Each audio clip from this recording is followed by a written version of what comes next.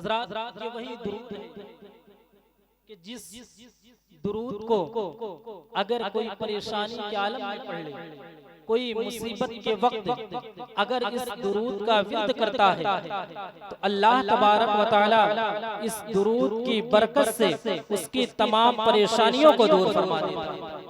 ये वही दुरूद है कि अगर मोमिन कामिल अपनी जबान पर हमा वक्त ये दुरूद सजा लेगा तो अल्लाह तबारक व तआला उसकी जबान में वो तासीर पैदा कर देगा कि वो अगर किसी बीमार पर दुरूद पढ़कर अगर दम कर देगा तो अल्लाह तबारक व तआला इस दुरूद की बरकत से उसे शिफायाबी बख्श देगा।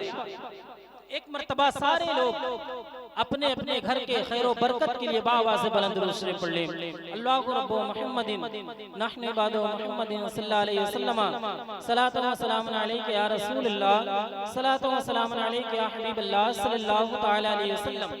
चूंकि वक्त बड़ा कम है, फहरिस्त लंबी है, बस चंद बातें उसके बाद रुखसत। खुतबे मसनूना के बाद मैंने जिस आयत मुक़द्दसा की तिलावत करने का शर्फ हासिल किया, अल्लाह तबारक व तआला कुरान मजीद में इरशाद फरमाता है, या अय्युहल्लज़ीना आमनुत्तकुल्लाहा व कूनू मअस-सादिक़ीन। ऐ ईमान वालों, अल्लाह से डरो और सच्चों के साथ हो जाओ। अल्लाह ने फरमाया ऐ ईमान वालों, सबको नहीं फरमाया, रब तबारक व तआला ने फरमाया ऐ ईमान वालों, अल्लाह से डरो और सच्चों के साथ हो जाओ। इस आयत करीमा में अल्लाह तबारक व तआला ने दो खजानों का जिक्र फरमाया, ईमान और तक़वा। ईमान और तक़वा, और शैतान इन्हीं दोनों चीजों का चोर है। इन्ना शैतान लिल इंसानि अदुव्वुम मुबीन, शैतान इंसान का खुला हुआ दुश्मन है। अब इस दुश्मन से बचने का हुक्म होता है वकूनू मअस-सादिक़ीन, सच्चों के साथ हो जाओ। किसी अल्लाह के वली के हाथों में अपने हाथ को देकर अपने खाने दिल को मुनव्वर कर लो ताकि तुम्हारे ईमान की भी हिफाजत हो जाए और तक़वे की। इसीलिए हर नमाजी को नमाज में ये दुआ मांगने की, सुभान अल्लाह, इहदिना सिरातल मुस्तकीम सिरातल लज़ीना अनअमता अलैहिम। ऐ अल्लाह, हमें उन पाक लोगों के नक्शे कदम पर चलने की तौफीक अता फरमा जिन पर तेरा इनाम। आइए जानते हैं कि वो इनाम याफ्ता लोग कौन से हैं जिनके नक्शे कदम पर चलने के लिए हम रब की बारगाह में दिन में 5 वक्त दुआएं करते हैं। तो कुरान कहता है अल्लज़ीना अनअमल्लाहु अलैहिम मिनन नबिय्यीना वस्सिद्दीक़ीना वश्शुहदाई वस्सालिहीन। वो लोग जिन पर अल्लाह ने इनाम अता किया है वो कोई और नहीं बल्कि वो नबियों के गिरोह है, सिद्दीक़ीन के गिरोह है, शुहदाए किराम की गिरोह है, सालिहीन के गिरोह है। यानी ये 4 गिरोह है जिन पर अल्लाह तबारक व तआला ने इनाम किया है। ये कोई और गिरोह नहीं बल्कि शुहदा के गिरोह है, सालिहीन के गिरोह है, औलिया अल्लाह के गिरोह है। इसीलिए हर नमाजी नमाज में वलियों के गुलामी की दुआएं मांगता है। और कुछ लोग तो नमाज में वलियों के गुलामी की दुआएं करते हैं, जो ही सलाम फेरते हैं इनकार कर बैठते हैं। अल्हम्दुलिल्लाह, हम सुन्नी मुसलमान नमाज में जो अल्लाह तबारक व तआला से मांगते हैं नमाज के बाद भी उस दुआ पर कायम रहते हैं। और सुन्नी की दुआ की कबूलियत की दलील ये है उसके हाथों में गौसे आज़म है, उसके हाथों में गरीब नवाज। क्या बात है, वाह वाह। वकूनू मअस-सादिक़ीन, सच्चों के साथ हो जाओ। और याद रखना, अगर हम आज इस महफिल में बैठे हैं तो याद रखना ये सिर्फ और सिर्फ साहिबे आस्ताना का फैजान है। हम अपने से यहाँ नहीं आए हैं बल्कि जब साहिबे आस्ताना का हुक्म हुआ तब हम इस महफिल में आए हुए हैं। और याद रखना ये हमारी और आपकी बड़ी खुशनसीबी है, बड़ी खुशकिस्मती है कि हम उस गांव में बड़े हुए हैं जिस गांव में अल्लाह के मुकद्दस बंदे आ रहे हैं। सबसे बड़ी हमारी और आपकी खुशनसीबी है। लेकिन याद रखना, इन बुजुर्गों की बारगाह में हाजिरी देने से पहले, इन बुजुर्गों की बारगाह में अकीदत और मोहब्बत के साथ पेश आने से पहले घर में देख लेना कि हमारे वालिदैन हमसे राजी हैं।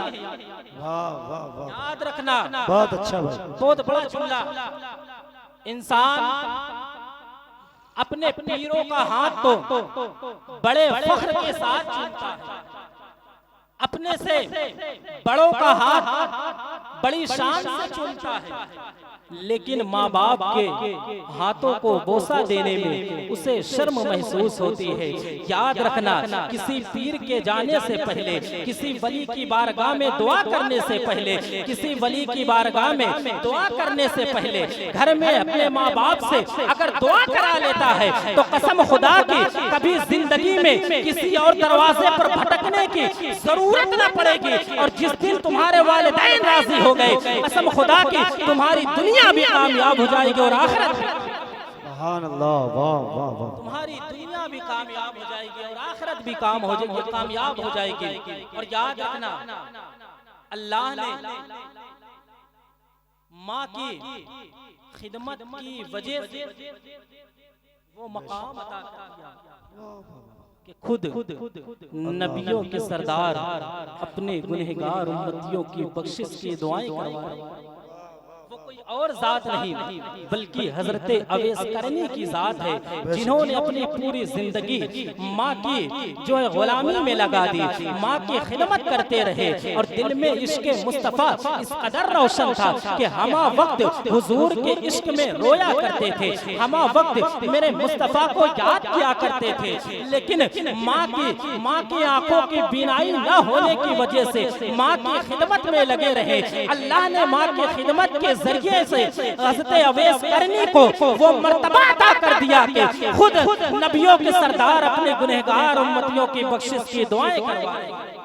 ये शान अवैस करनी को कहीं और से नहीं मिली बल्कि ये माँ की खिदमत की वजह से मिली। और याद, मज़ारों पर 10,000 की चादरें, दरगाह पर 10,000 का लंगर बनाने से बेहतर है कि अगर घर में तुम्हारी माँ मौजूद है पहले उसकी खिदमत कर लो, अल्लाह आपको सिला अता करेगा। सुभान अल्लाह। आज लोग माँ बाप को इस लायक समझते हैं कि अगर माँ बाप ने अपने बच्चों को जवान कर दिया है, माँ बाप ने किस परेशानी और शिद्दत के साथ एक बाप पूरी जिंदगी परदेश में रहकर, एक बाप पूरी जिंदगी लोगों के ताने बर्दाश्त कर कर, एक बाप पूरी जिंदगी कभी दिन को दिन ना समझा, रात को रात ना समझा, पूरी जिंदगी अपने बच्चे के मुस्तकबिल बनाने के लिए पूरी जिंदगी सर्फ कर देता है।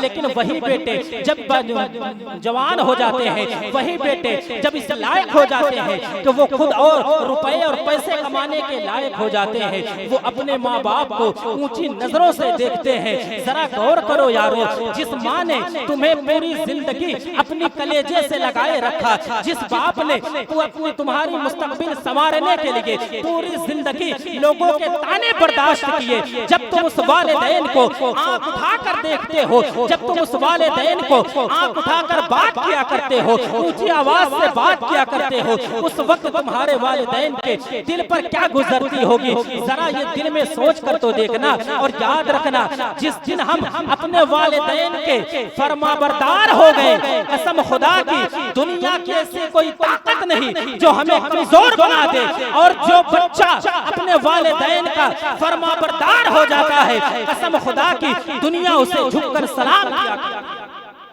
ये शान। लेकिन अफसोस सद अफसोस कि लोगों का हाल ये हो गया कि आज मज़ारों पर लंगर के नाम पर 10,000 की बिरयानी बना लेंगे, 1 लाख की चादरें पेश कर दें। आखिरी जुमला, उसके बाद एक जगह में सिर्फ और सिर्फ नसीहत के तौर पर बता रहा हूं कि माँ का मर्तबा क्या है, माँ का शान क्या है। जिस माँ को तुम आंख उठाकर बात कर रहे हो, जरा आप पीछे चले जाओ, जरा देखो तो सही उस माँ ने किस तरीके से तुम्हें पाला है। एक जगह में प्रोग्राम गया और प्रोग्राम इतना आलीशान कि जिस वक्त मैं हुजरे में दाखिल हुआ, एक लड़का था, बड़ा खिदमत गुजार था, इतना खिदमत गुजार कि हर उलमा के पीछे बड़ी शिद्दत से लगा हुआ था। सारे उलमा उसे दुआएं दे रहे थे, यार बड़ा खिदमत गुजार बेटा है। वो माँ कितनी खुश नसीब होगी कि जिसका बेटा इतना खिदमत गुजार अगर उलमा का करता है तो अपनी माँ की कितनी खिदमत गुजारी करता होगा।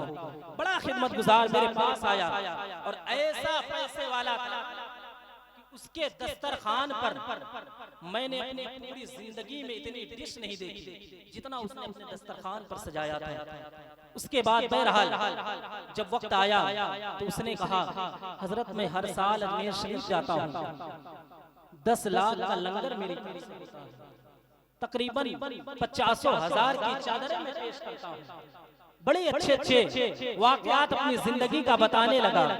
मैंने कहा बड़े खुश नसीब हैं आप कि अल्लाह ने आपसे ये काम ले लिया। चंद मिनट बाद जब प्रोग्राम खत्म हुआ तो मैंने देखा एक कमरे में उसकी बूढ़ी माँ एक टूटी हुई चारपाई और फटे कपड़े में लेटी हुई थी। मैं जब उसकी माँ के पास गया तो उसकी माँ ने ऐसा जुमला कहा कि मेरा दिल फट कर रह गया।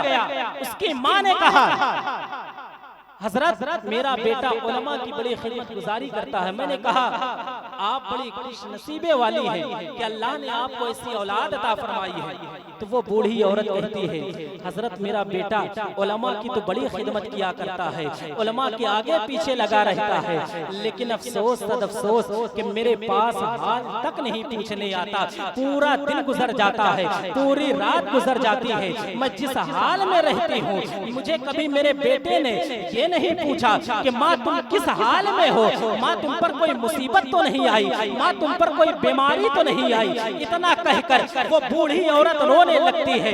मेरा कलेजा बैठ गया।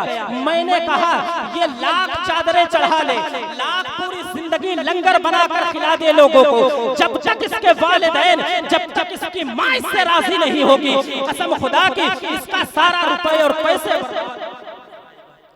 ये शान है। अपने माँ को, अपने बाप को इस नजर से देखते हैं। यारो याद रखना, जब तुम दुनिया में चलना नहीं जानते थे, जब तुम बोलना नहीं जानते थे, तब तुम्हारे वालिदैन ने तुम्हारे इशारों पर तुम्हें चला। लेकिन अफसोस कि आज वही बेटे नाफरमान होते हुए नजर आ रहे हैं। तो मैंने खुतबे मसमस के बाद जिस आयत मुक़द्दसा की तिलावत करने का किया, अल्लाह तबारक व तआला फरमाता, या अय्युहल्लज़ीना आमनु तक़ुल्लाह व कूनू मअस सादिक़ीन, ऐ ईमान वालो अल्लाह से डरो और सच्चों के साथ हो जाओ। इंशाअल्लाहुल अज़ीज़ कभी वक्त मिला तो इस पर आगे गुफ्तगू होगी। अल्लाह तबारक व तआला की बारगाह में दुआ है, मौला करीम मुझसे बोलने में किसी किस्म गलतियां रह गई हो, अल्लाह तबारक व तआला उसे माफ फरमाए। और इन सब बातों पर सबसे पहले मुझे बाद में आप लोगों को अमल करने की तौफीक और रफ़ीक अता